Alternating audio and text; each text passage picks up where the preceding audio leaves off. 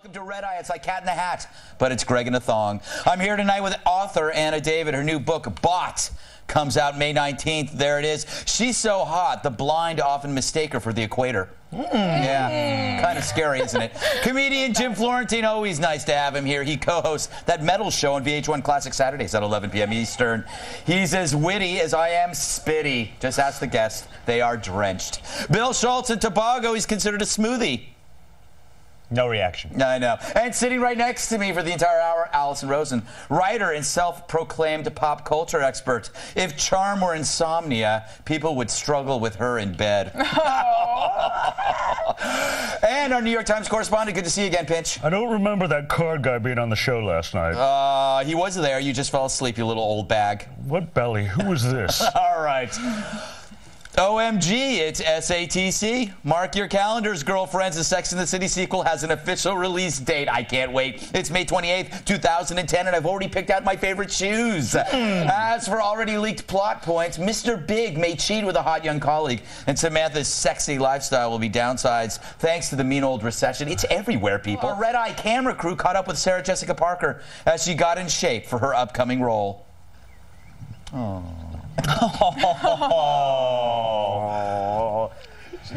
Look at the way she's just sashaying all the way down Madison Avenue, Greg. Like She still has that sex appeal. I don't know what it is. That wasn't the right tape, clearly. Allison, I go to you first because you're a woman.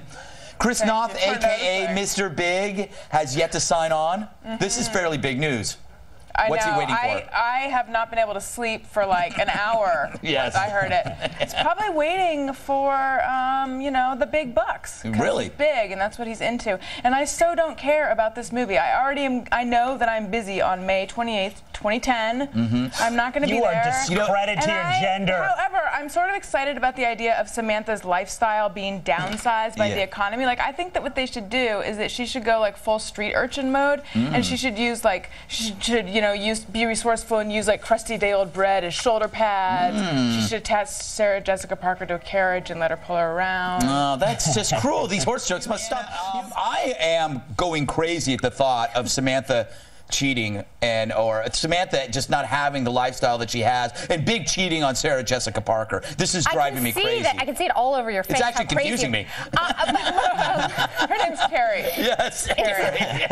It's okay, Greg. Alison and I will sit you down and explain it to you afterwards. I could not care less. I saw the first one and I wanted to gouge my eyes out, and I was a fan of the show. My agent told me that she had friends fly in for the debut and they dressed up in their little like Dolce & Gabbana. I wanted to fire her. Honestly, I would have. You should have fired her because you were not invited to the premiere. Her agent introduced her to Red Eye. I gouged my agent's eyes out. That's how much I hated it. Bill is an impression of Miranda's boyfriend, right? Really? Chris?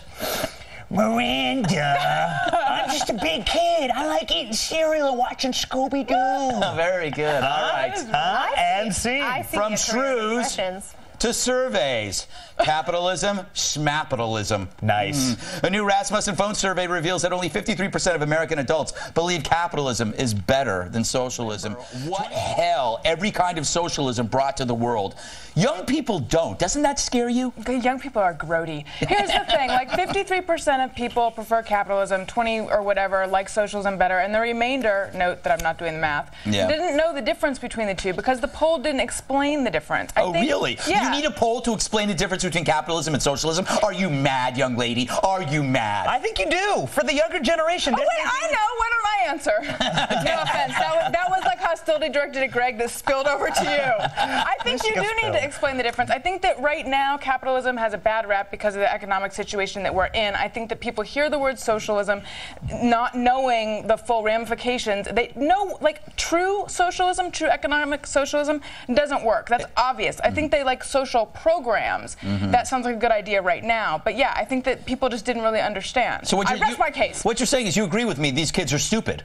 Oh, yeah. I agree with you from the outset. You could have saved a lot of time. But I like talking. You know, Anna, I was going to point out to you that when you point out the failures of socialism, socialists always say it hasn't been perfected yet. And the beauty of capitalism is it doesn't have to be perfected because it will work anyway, whether it's imperfect or not. Now, I was going to ask you a question about that, but then you told me you didn't know the difference in the green room. Oh, that's really charming, Greg. She was talking about Miranda and Samantha, not this. Exactly. I was getting Carrie mixed up. No, but aren't you basically an example of what's wrong with the poll? You're a young, smart woman. You're a young, smart woman. Beautiful, I might add. That's very smart and young. She's so nice, too. I'm actually never doing this show again. Petulant. Couldn't think of another word. It's a good word. I don't think anybody's going to notice. It's a good word. Billy Bob Thornton, in a 6 a.m. radio interview, BBT refused to answer questions posed to him by the show's host. The reason, the host called him, of all things, an actor. And I got to ask you, though, let's say he was sincere. Why are actors who join bands always jerks? I don't know. See, that's interesting. I didn't think he was. I mean, I thought this was sincere. I didn't think this was a publicity stunt because, like, my favorite part is that his band members, when he becomes that was fantastic. His band members are looking at each other like, "Oh God, here's this guy doing this again." They're so children. uncomfortable. They'll go, "Mommy and Daddy are fighting in the mall again." And they're just like, "I should have been in that other cowboy sink." These are the expressions I give nightly when Greg does his Greg-a-lock. If we could zoom in on me. They're thinking, why couldn't it have been Bruce Willis? Why couldn't it have been that guy from Fight Club who's in Mouse to Mars or whatever? Conflict, because it's like we have to put up with this total jerk. However, without this jerk, we wouldn't even be getting airtime. They need him, but they do not want him. Exactly. It's, yes, what we were saying about Greg. Anna, do you think it was possible he might have been hungover? I like that I'm the resident chemical substance. You've only written 2 books about it. Okay, the second one isn't, but thanks for plugging in. I think he very much could have been on something or hungover. It was 6 in the morning. I know how 6 in the morning can be sometimes if you've had a late night. But I do think if it was a publicity stunt, like, it truly was genius, because I want to go buy that music and I want to. So let's go to you. You're a writer/comedian. If you thought plastic surgery could help you, would you do it? Or I already did. I used to be a 65-year-old man named Phil. Really? Yeah, and it's done wonders for my career. Really? His new self. No, I remember when Phil tried to get on Red Eye. Yeah. He said no. You're like, we have way too many people just like you, Phil. And I'm like, just you wait, Greg. Anna, you thought that Greg was asking you if you're what's wrong with America today. Yeah, I did feel that's what he was asking. Are you? I am slowly starting to think maybe. I didn't know it until tonight. Now I'm pretty convinced. Yeah. Excellent question, boss. Thank you. Yeah. As usual, you pierced right to the heart of it. The miasma. Yes, whatever that means. I don't know either. Yeah. It just came out of my mouth. It got all over me. Let me welcome back our guest, author Anna David. She's so hot, her breath could toast a marshmallow. Jim Florentine, comedian and co-host of that metal show on VH1 Classic. If hilarity were a New York subway, thousands of people would enter him daily. Alison Rosen, writer, comedian extraordinaire. If charm were braille, the blind would constantly feel her up. And pinch. Sorry. Continue. And a special edition of Mail Time. Whoa, here come the packages.